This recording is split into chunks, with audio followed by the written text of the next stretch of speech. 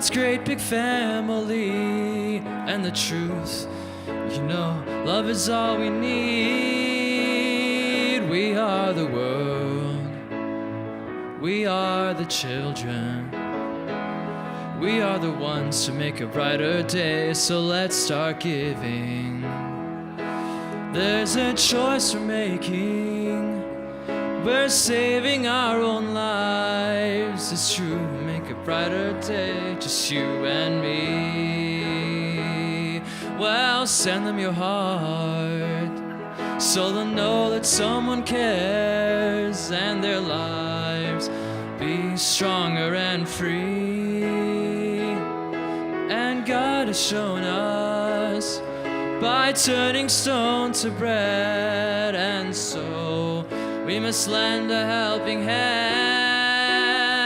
We are the world, we are the children, we are the ones to make a brighter day, so let's start giving.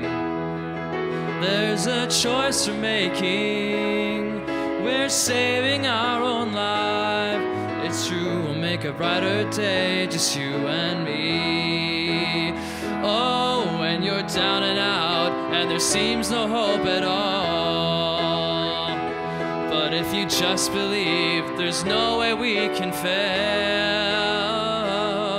Well, let us realize that a change can only come when we stand together as one. Oh, we are the world, we are the children, we are the ones to make a brighter day, so let's start giving. There's a choice we're making, we're saving our own lives. It's true, we'll make a brighter day, just you and me. There's a choice we're making, we're saving our own lives. It's true, we'll make a brighter day, just you and me.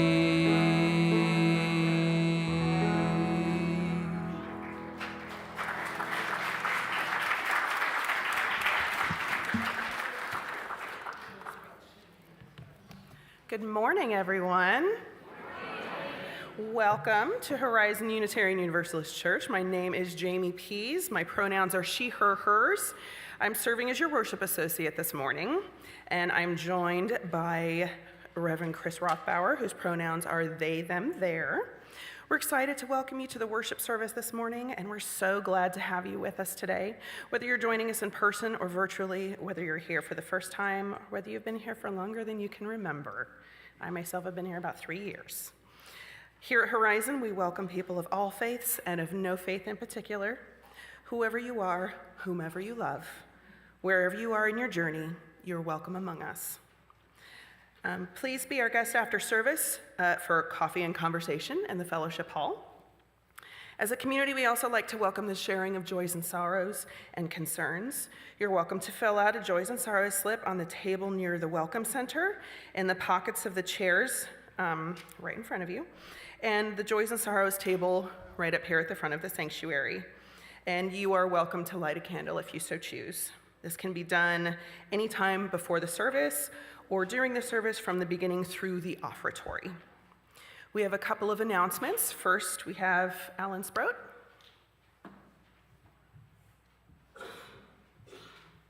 It's state fair time. Who's going to the state fair? Okay, who's not going to the state fair on October 12th? Good, we're all going to be here for the auction. So the deadline for submitting items is tonight at midnight. The QR code was up here. It's in your newsletter. I can give you, send you an email with it, all that kind of stuff. It's on the order of service. It's in an insert. Now, if you've got something that you can't set up until October starts, which I know a couple of people have emailed me about, I know the guy who's putting the stuff into the auction, so I can help you out there. Just email me if you have any problems or if you have extra questions. We have some exciting things. I was talking to a couple people today about some really cool artwork that's going to be in the auction. Looking forward to it. Let's have a great auction.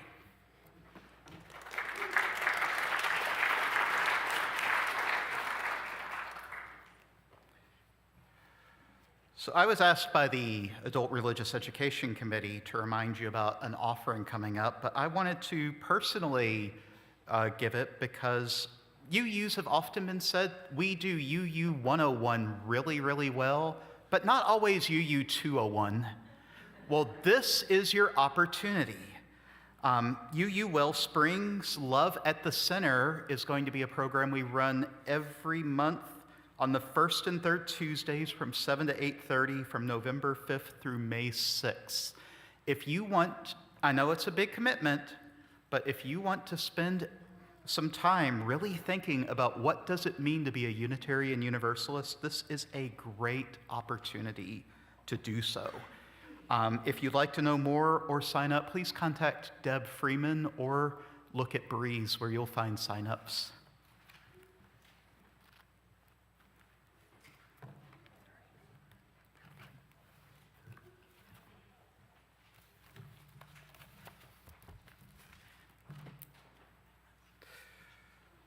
Our call to worship this morning is from Gretchen Haley.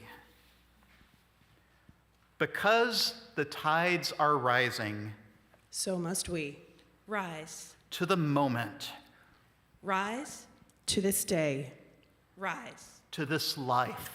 to this place in the web, This is yours and ours, Rise, because the earth remains, our only home, and we, fellow travelers, its only hope, for healing, wholeness, salvation, rise. before the mystery before the Big Bang, That started it all, that this infinite universe still takes notice of us, still feels the in and out of our breath. still holds us, connects us Rise, or surrender, with gratitude for this beauty, this chance to be a part of it all, to give back, to weave, life, past, present, future. everywhere, always. as one. Come, let us worship together.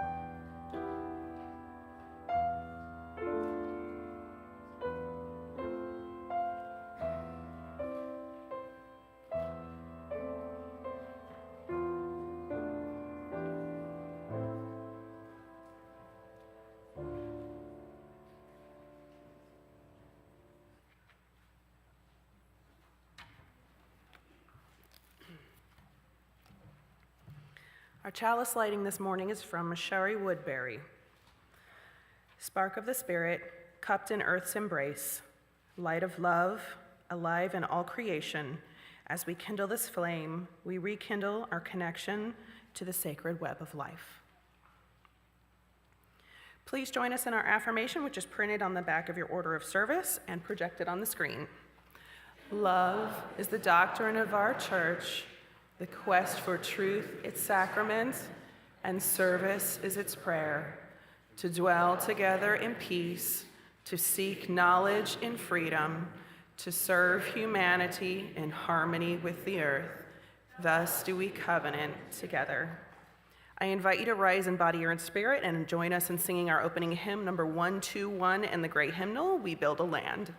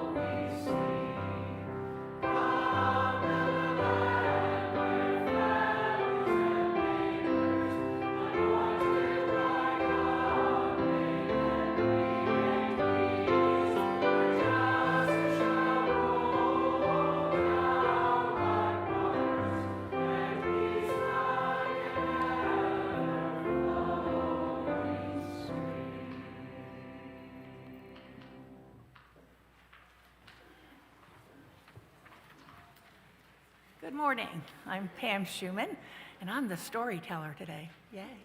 But I'm going to have some help from Miss Lauren also. So each week, you are invited to bring items for the pantries for MetroCrest, which is our basket down there and in the hallway, and out in the parking lot, our little free pantry on the church grounds. And items for these should be shelf-stable foods, personal hygiene products like shampoo, toothpaste, and diapers and baby wipes. We do ask that the items not be contained in glass. The Women's Retreat Committee is also collecting donations for the Genesis Women's Shelter, and today is the last day to donate. There is a special box for that in the hallway next to Fellowship Hall. If you have brought items today, please pass them to the aisles so they can be collected by one of our children to be placed in the basket down there, unless you're putting it outside or in the little free pantry. And now I would like to invite the young and the young at heart to come up front to hear our story and sit in the first row of chairs.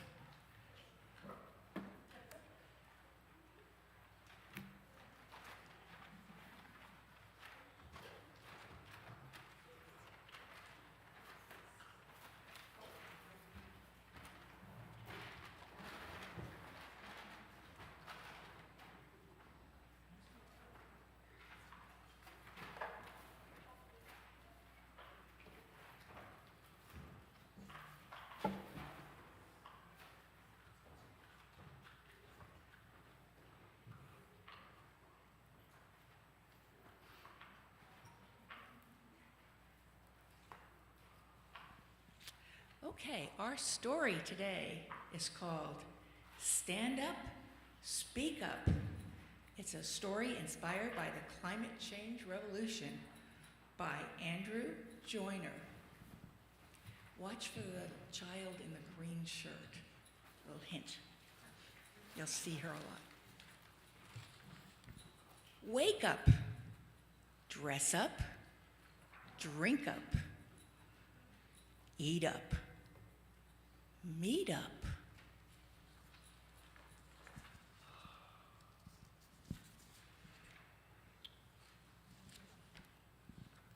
Look at all these signs.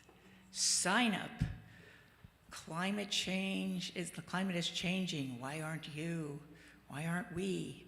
I ride a bike. It's our future. Change my future. Action now. I speak for the trees. There's no planet B.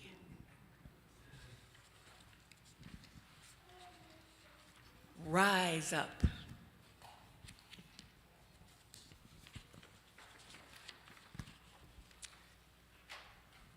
Cheer up. Finish up. Eat up. Drink up. Stay up.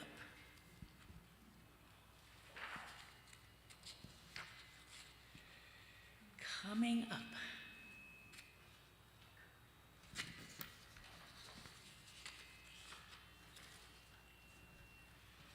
Rest up. Still up.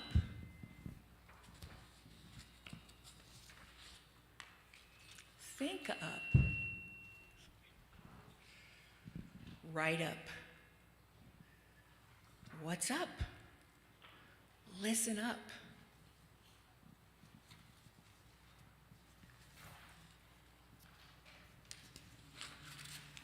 Turn up.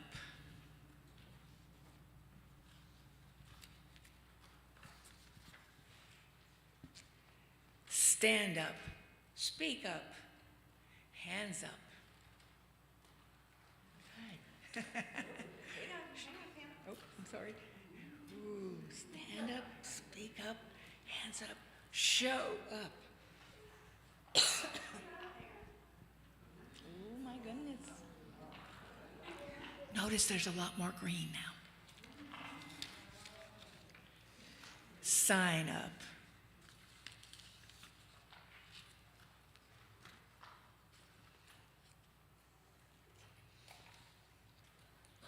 And that's the end of the story.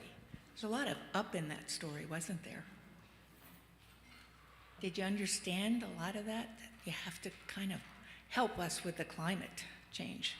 And it's up to us and it's up to you guys, because you're the next generation coming up, right?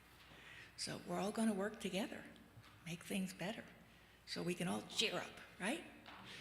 And now we're going to sing you out to your classes. Thank you for listening so well.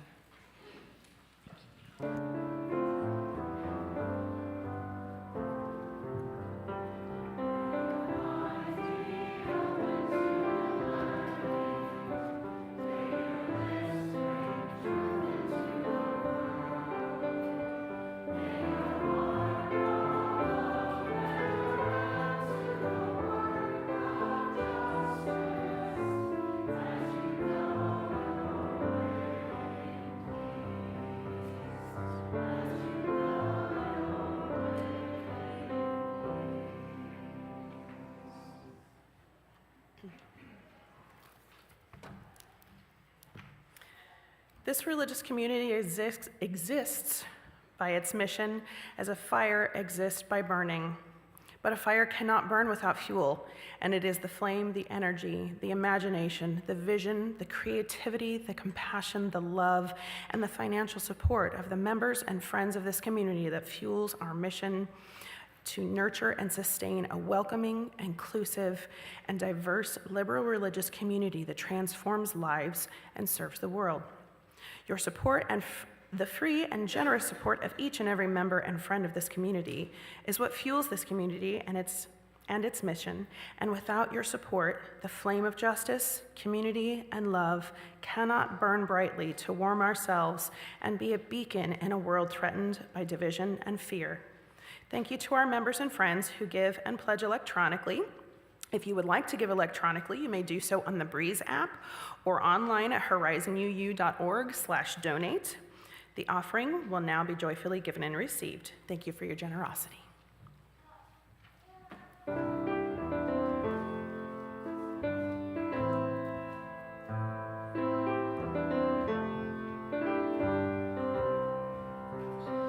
There's an eternal sacred circle, we are part of it. There's an eternal sacred circle, we are part of it. We are only part of it. There's a divine and loving wisdom, we're a spark of it.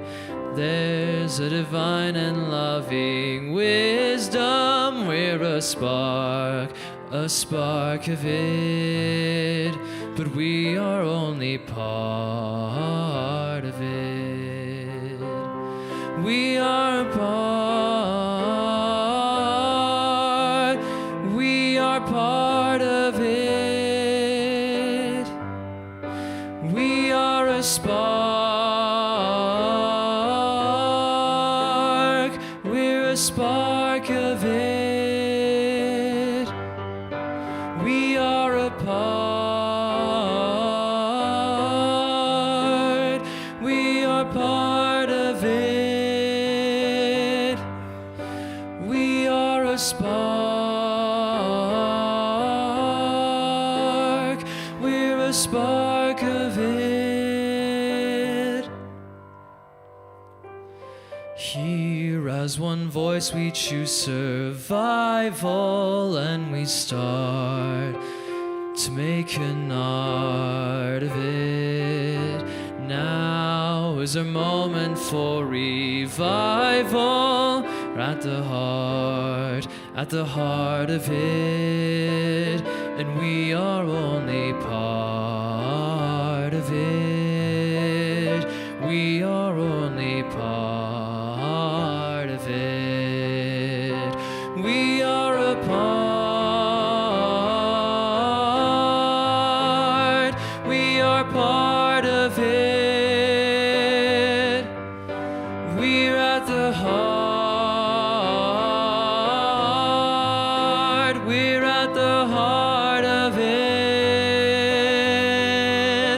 We are a part. We are part of it. We're at the heart. We're at the heart of it. We are only part of it. We are only part of it.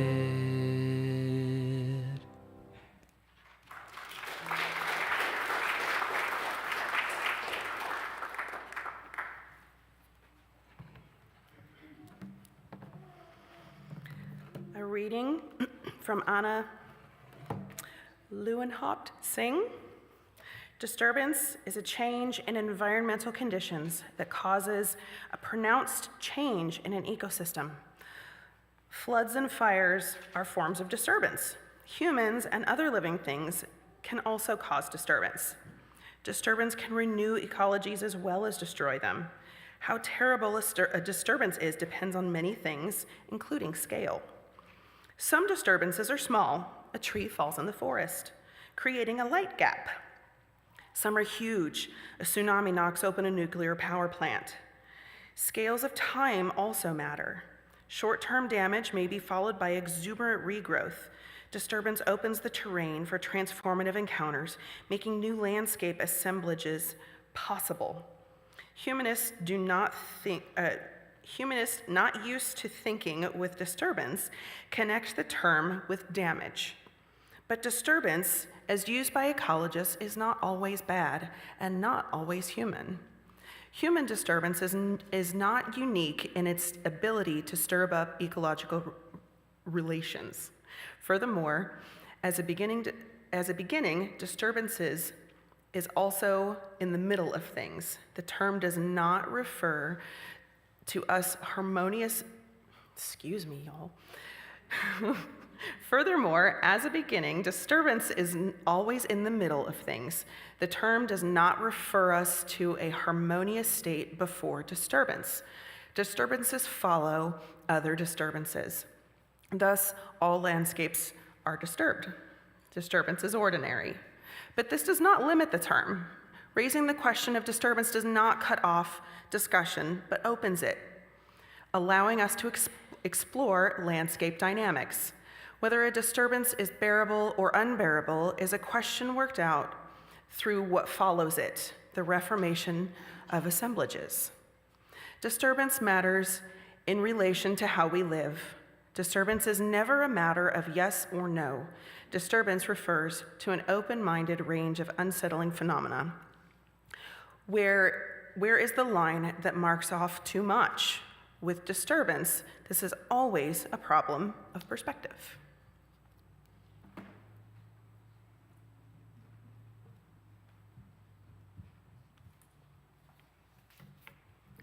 Hi, my name is Acacia Holiday.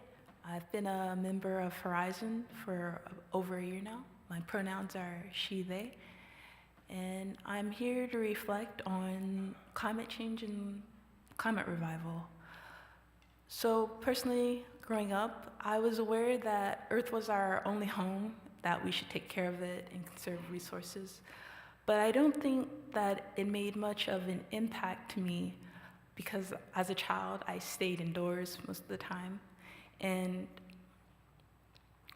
as I got older and I started walking, gardening, and camping, and I came to Texas and experienced the 100-degree summers, I realized you can't just go anytime out to walk during that time. And for gardening, you would have to get up earlier and water longer. But where it really hit home for me is that in the extreme heat, I would think maybe moving away in a couple of years would be an option. And that hurt because I really enjoy the community I've discovered here in Horizon.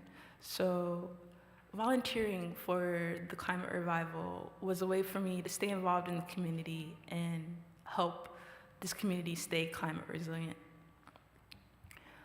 And the climate revival is about how community actions are more impactful than individual actions. And one of the best ways that we do that here now already is the garden. And as you know, we take the produce there and give it to MetroCrest Services, most of it. And they in turn give that food to people who are displaced and lower income.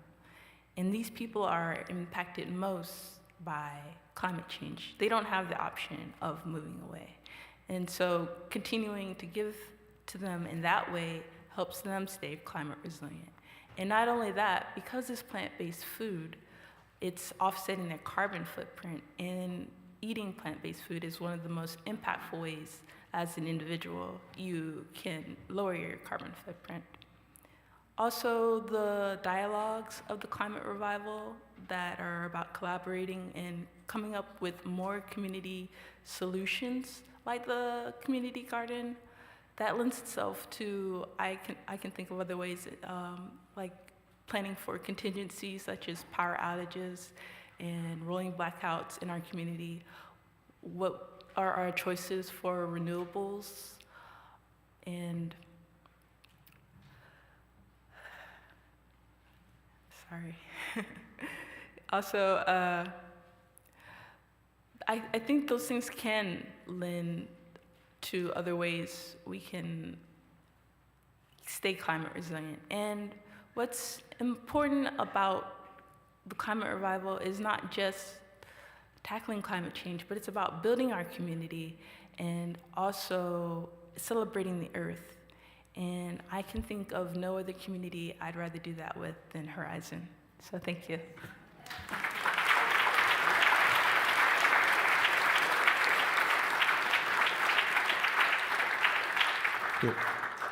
With gratitude for all that is, let us join in our doxology. You'll find the lyrics projected on the screen.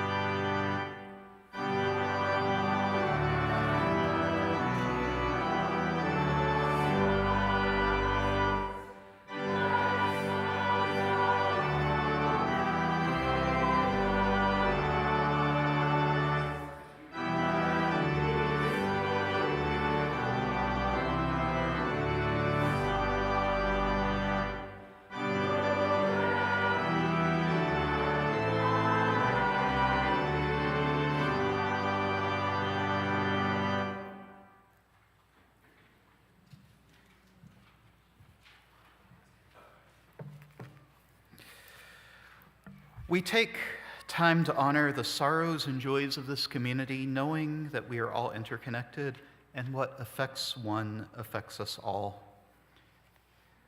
Judy and MC Metter are feeling gratitude and joy for the safe birth of our twin grandsons, William Chase Hammer and James Gibson Hammer, on September 24th. Welcome to the world, boys.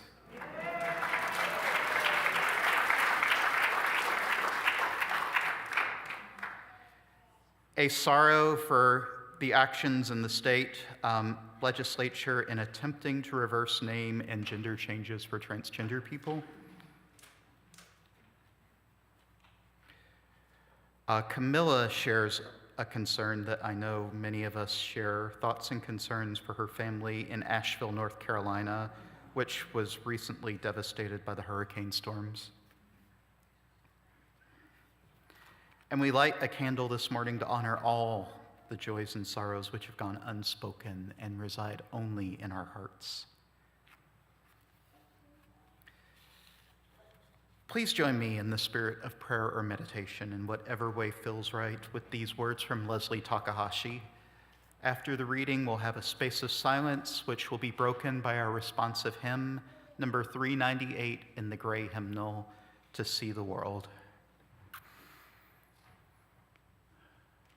O source of life, we are grateful for your consistency expressed in tree rings and rock formations, the half-life of stars, and the depths of oceans, and in the gentle, persistent spinning of the planet.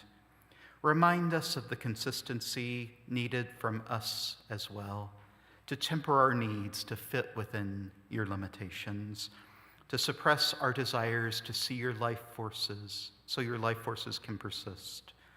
In this day, may we reconnect to our life-giving, breath-freeing connections with you, and in doing so, may we be reminded of the changes we must pursue to make commitment to our planet our everyday devotion.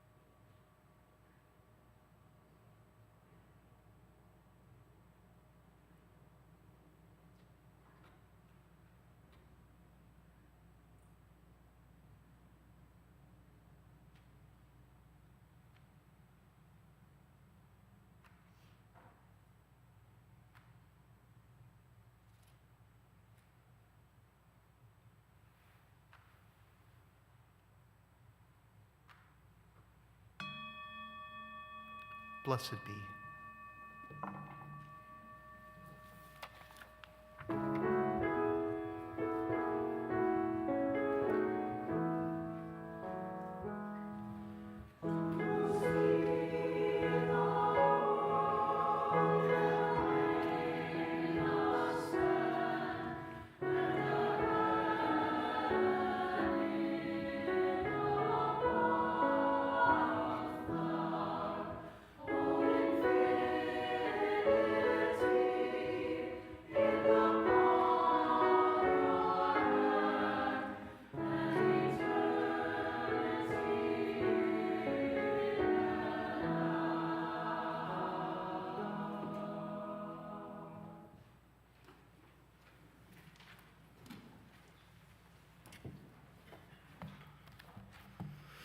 A reading from Irene Glass and Rebecca Savage.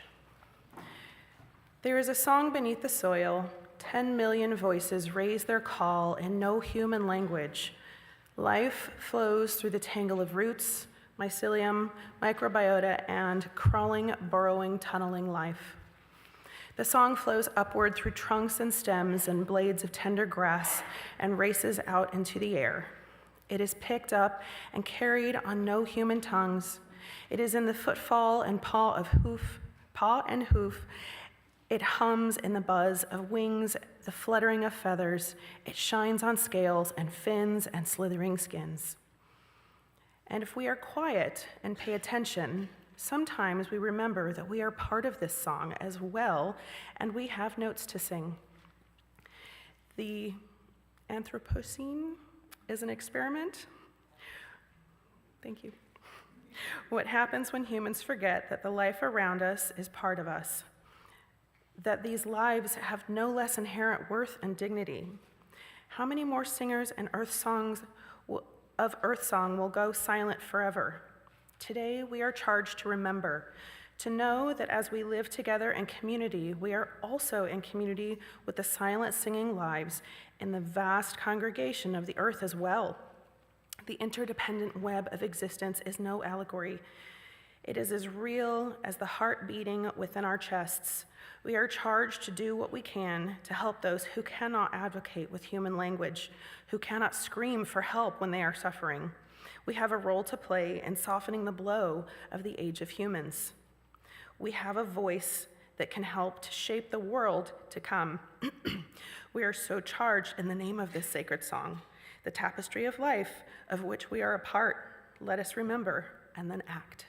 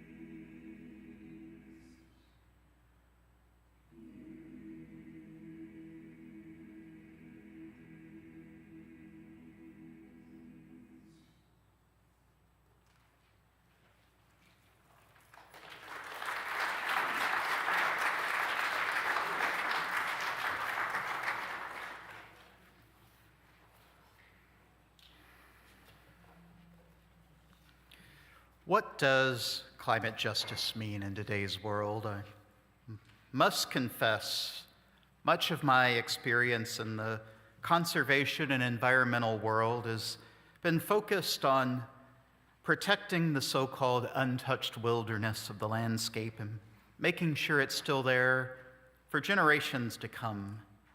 As a kid, I'd frequently hear stories about how the bald eagles were going extinct, questions about whether the rainforest could be saved, and how we could prevent marine animals from unnecessarily dying by cutting apart the plastic rings of soda cans before we threw them away.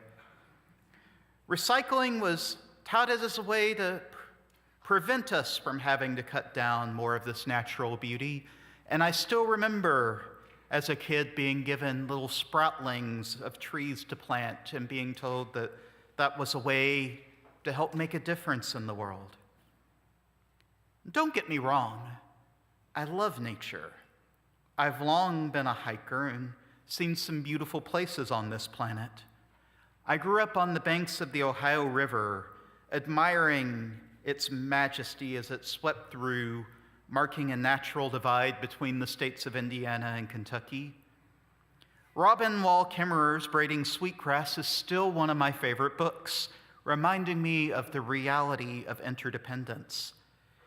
And there are many memorable times I've been struck by awe in the Smoky Mountains, or Huayna Picchu in Peru, or Loch Ness in Scotland, or Ghost Ranch in New Mexico.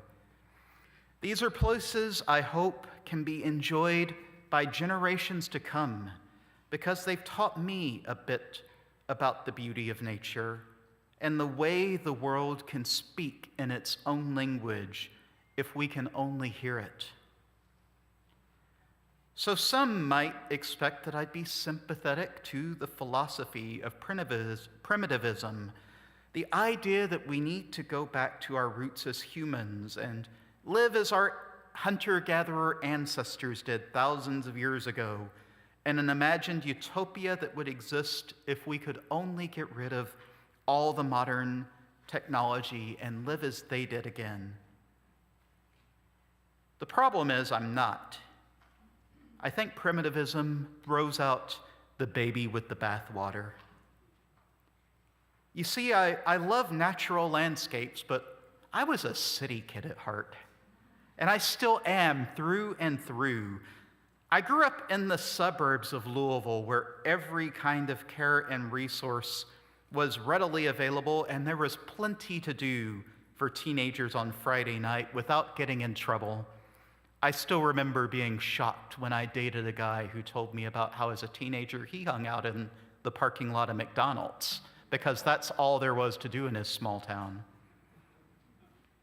The first time I visited a major city was in 1997, and I can still feel the awe 16-year-old me felt in Chicago to be standing at the base of the Sears Tower and walking the streets of the third largest city in the nation.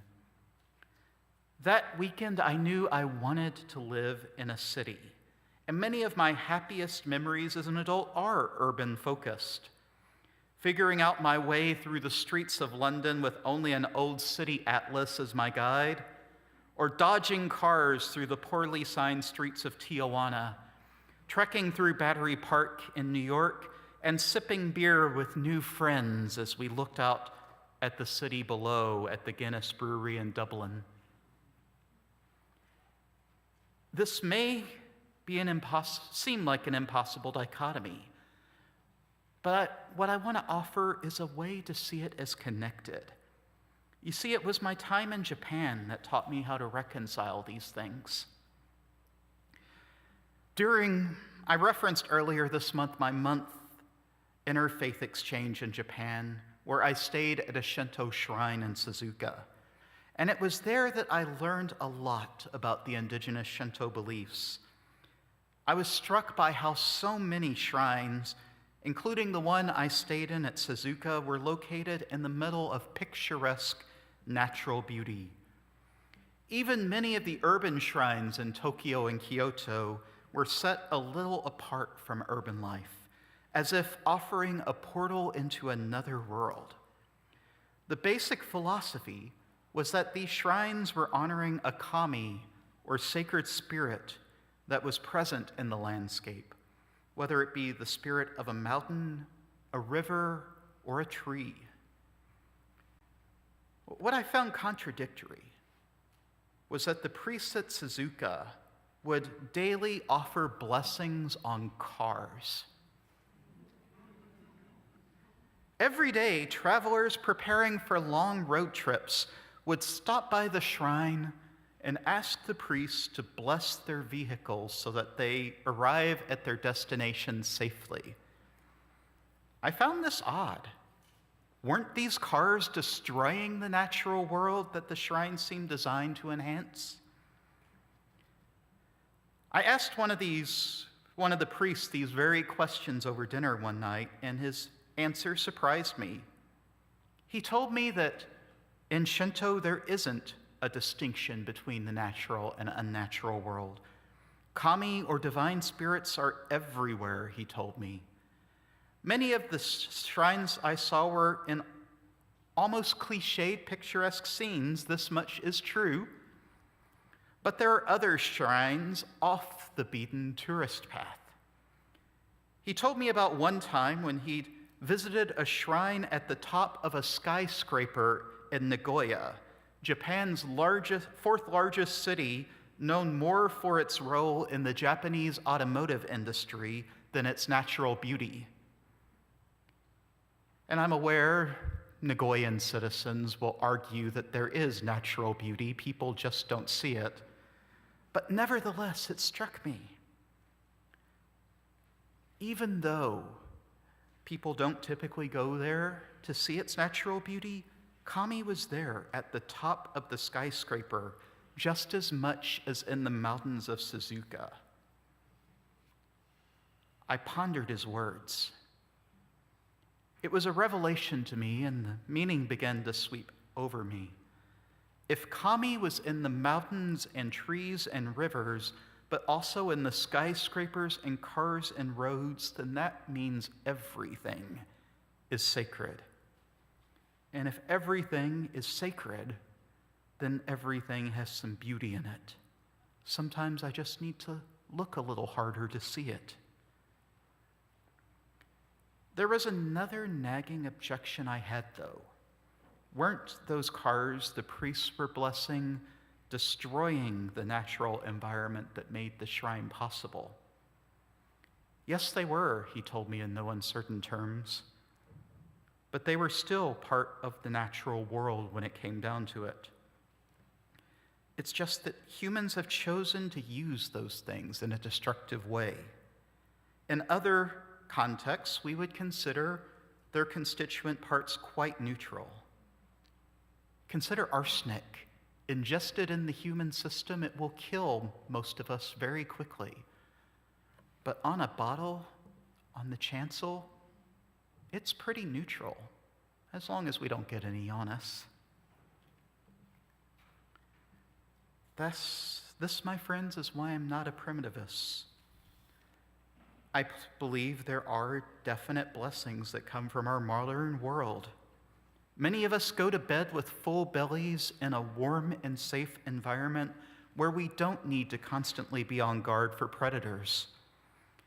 In the United States, people live longer lives, and there are more treatments, therapies, and accommodations that enable people to thrive despite illness and disability.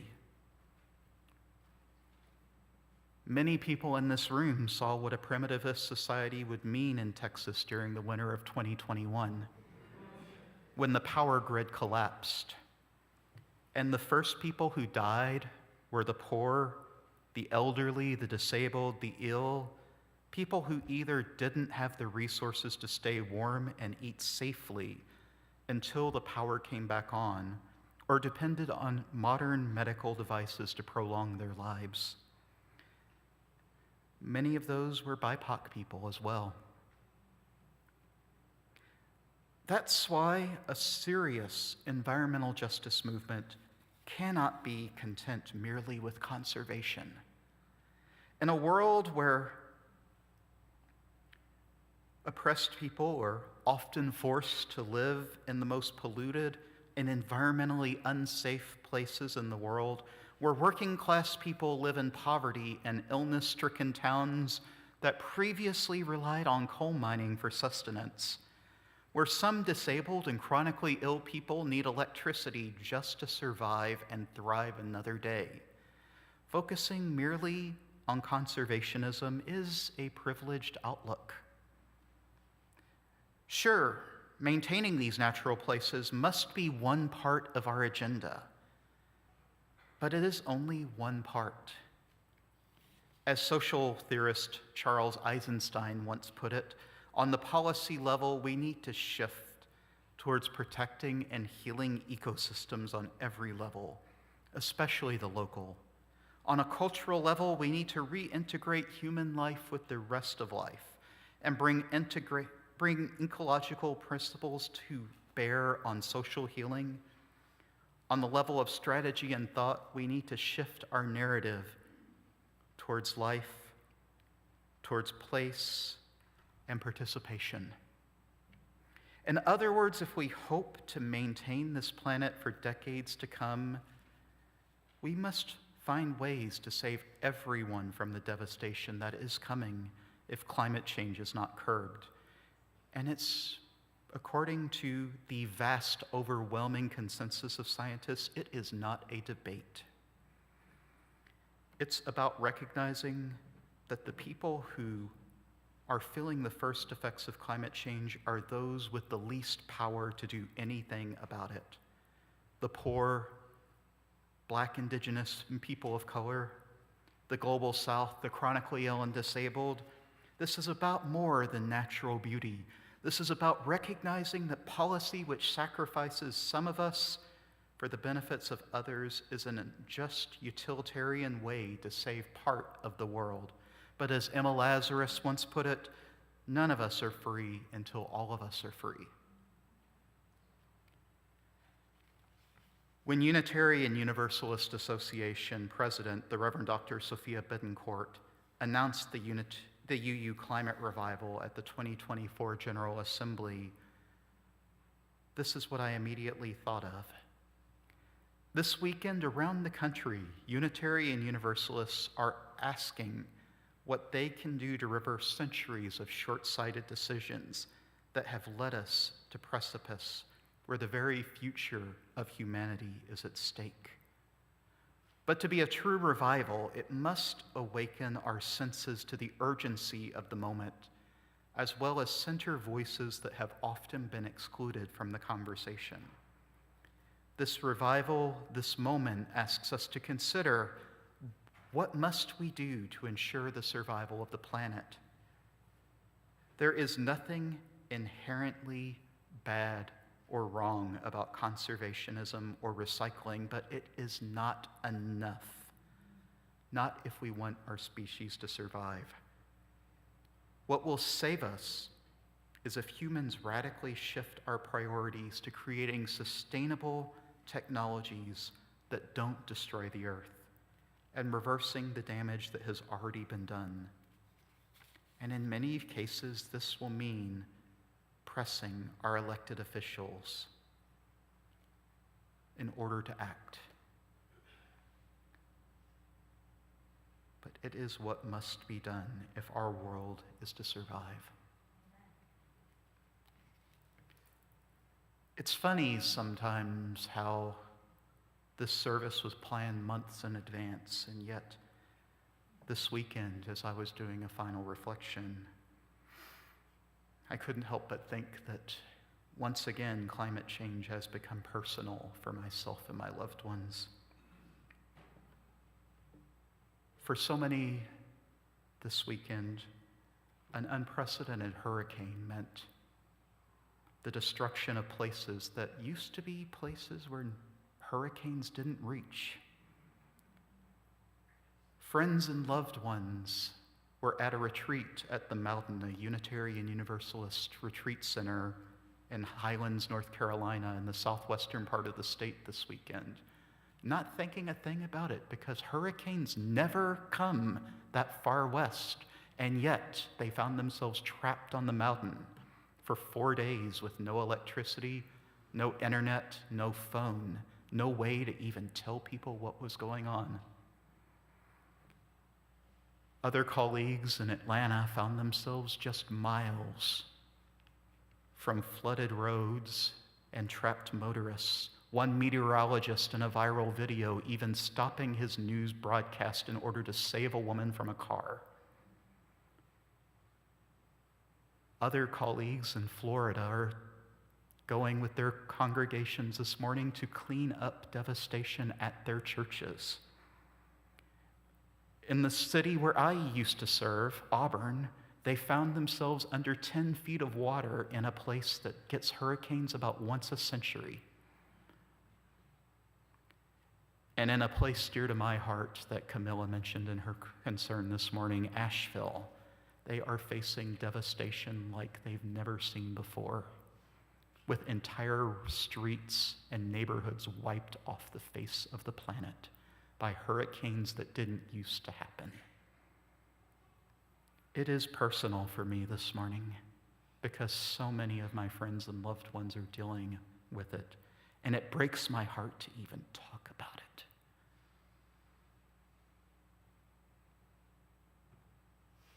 And to ignore what is happening right before our very eyes because it's convenient, I can't do it.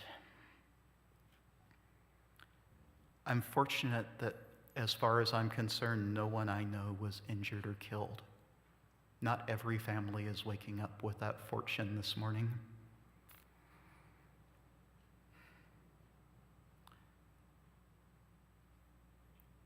I'm no Pollyanna when it comes to either the city or the country, but I'm still reminded of what that priest taught me one day at a Japanese shrine.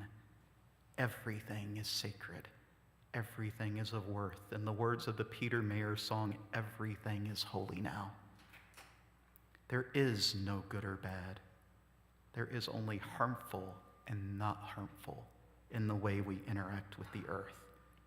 And I wonder, as I think about all of these things this morning, can we find ways to support the goal of climate justice that doesn't leave each other behind, that ensures that all of our grandchildren will live in a world better than the one we received? In the coming weeks and months, you'll be hearing about climate revival events. I hope you'll all participate as a way to think about how we as a community can do something, because it is affecting us too. Your board of trustees is currently looking to renegotiate our property insurance, which was canceled last year because the insurance company no longer wants to do business in Texas. It is coming.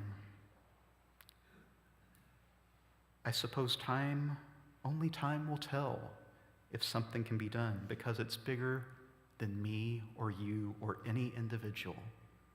It's about all of us. May it be so.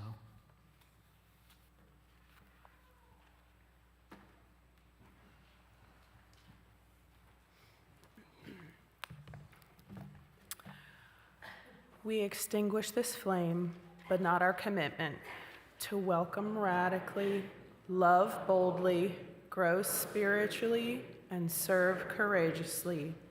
This we do because we envision a beloved community filled with compassion, helping all to thrive in a just world. I would like to invite you to rise in body or in spirit and join us in singing our closing hymn, number 1028, in the Teal hymnal, The Fire of Commitment.